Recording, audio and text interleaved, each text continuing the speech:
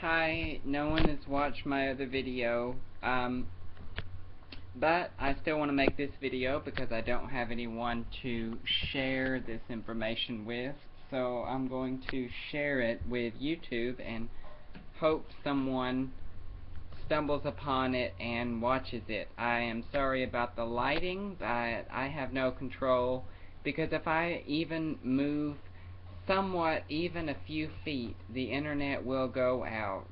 So I'm sorry. So what I wanted to talk about in this video was how marginalized, I guess is the correct word, where I live in the South is. And I wanted to talk about how I've heard from multiple people that you have to be in a clique, you have to be in a group. Where I live in the South, we have the most and strongest Wi-Fi in North America, possibly the world. We do have the world's strongest supercomputer, but in my city alone, we have the strongest, fastest internet, at least in the continental United States, possibly the North American continent. It is horrific. So I do definitely believe that the frequency, the microwave frequency, definitely has something to do with this, but basically anyone who colors outside the lines of what's normal is, it's very easy to be an outsider living in my town and living in this part of the South, because if you don't do and look and react and act the same way everyone else does, everyone being the docile, quote-unquote, good, docile Americans, most of the people in my city would, sadly, I think that most of them would go along with a whole lot of evil and tyranny because of mind control, and because they believe every word propaganda. I believe that I live in possibly one of the strongest mind controlled cities. That mind control, I don't know if it's the Wi-Fi, if there's also Monarch, if they're putting something in our water, if it's the water and the chemtrails together, the frequencies, but I live in a very mentally ill, brain damaged community. Again, you have to be in a clique, in a group. It's a group thinking community. In other words, these people are friends because of this one reason, and everyone is the rich don't mingle with the poor don't mingle with the rich. There's a strong undertone, under the radar racism. We literally do have one of the worst cases of brain damage in this part of the South where I'm from. And it's like I wake up and I'm someone who for many years have been a researcher and decided to become an herbalist and a healthcare provider. And I wish that I could have many teachers, and I wish that I could have teachings, but because of limited funds, because it's so hard for me to even find a job, let alone some of the struggles that I've been through myself, emotionally, I've had to come out of a lot of problems, which I don't know if those were attributed to mind control frequencies or not. But I will say that,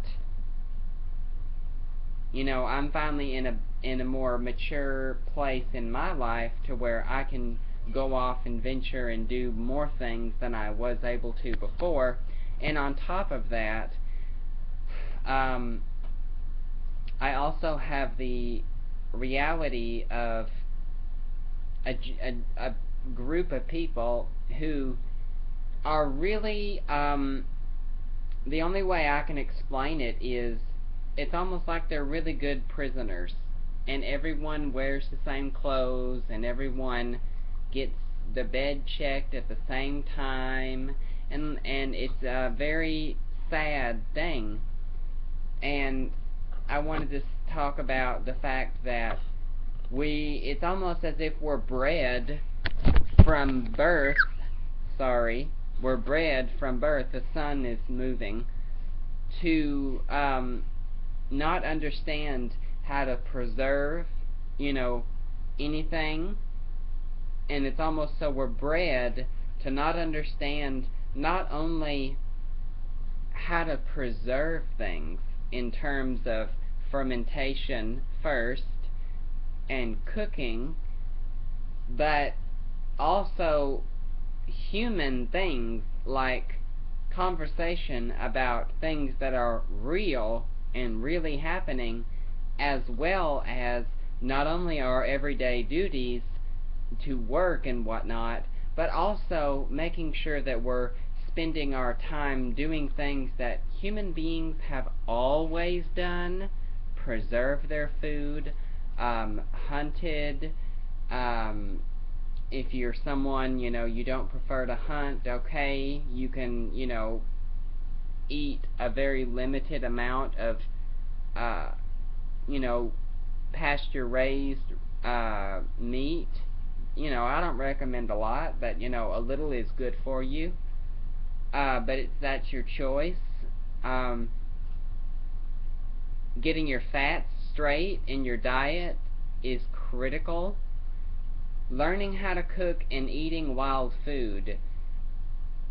And it's almost as if from birth we are taught that we don't have to do anything. We don't have to hunt. We don't have to forage for wild food. We don't have to preserve anything. People, it was our old, way back, our ancestors were using fermentation and freezing and salting as a form of preservation. And then more modern technology came into play, and then our grandparents started doing something called canning, which I do recommend for some things, but I don't recommend a lot of canning. I recommend fermentation. But anyways, people nowadays don't even know how to can. They don't know how to can. They don't know how to preserve. They don't know how to ferment. They don't know how to salt. They don't know how to hunt. They don't know how to forage for wild food. You take the average person in my community and you take them, first of all, why are we calling these grocery stores health food stores? And I don't want to call it a grocery store, because these people are calling what they go to a grocery store when it doesn't even sell it. They're not selling food. But then they call where I go, oh, only rich people go to the health food store. Why do we have to call it a health food store? Why can't we just call it, if anything, a store that sells real food? Why not? I don't understand. And let's forget grocery store or store. Let's just say that's a place that sells fake food, and this is a place that sells real food. Get off the trademark corporation privately owned names. Get off the USDA, a government agency, and everything's got to be bold and green and filled with the USDA and the United Nations. No. This is a place that sells real food, and that's a place that sells fake food. I don't understand. why do people, the average Joe, not understand what to do, or they don't understand their place? They feel out of place. Well, they are out of place because you have to actually do research. You have to know how to cook. Okay? You have to know how to cook. You have to know how to pickle. You have to know how to ferment. You salt something. When you go in a health food store or a real food store, when you go into a real food store, you have to have done your research, and you have to know what to do with food. Don't buy ingredients, buy food. That's one way to think of it. Salt, this, that, and the other, celery seed, this, that, and the other. Don't buy ingredients, buy food. That's what is most of the time sold at these real food markets, is individual non-packaged food. And you go home and you use those individual non-packaged food to cook your food, to can your food, to pickle your food, to salt your food, to ferment your food. In other words, you use raw food items, as in not raw food, but just regular food, and then you cook and prepare a meal. People are so used to going into a store and everything is zipped up and inside of a box and it has directions on it. Real food markets don't have that. They sell real food. Most of the time they sell it one at a time, one at a time. There are no directions. What they're selling doesn't come in a box, and you have to go home and you cook the food. You prepare a meal with the food. There is none of this pre-packaged, here's the directions, just use this fake food and call something good, nourishing food. It's not food. But these people, they don't know what to do, and this is only for rich people. They don't, because they don't know how to cook, or they don't know how to brine, or they don't know how to salt, or they don't know how to ferment. This is why homeopaths, gardeners, herbalists, cooks, just your average soccer mom, professional chefs, even doctors. This is why even some doctors, not a lot, but some healthcare providers, this is why these people, they may not be rich, they may be poor, but they know what to do when they go inside of a real food market.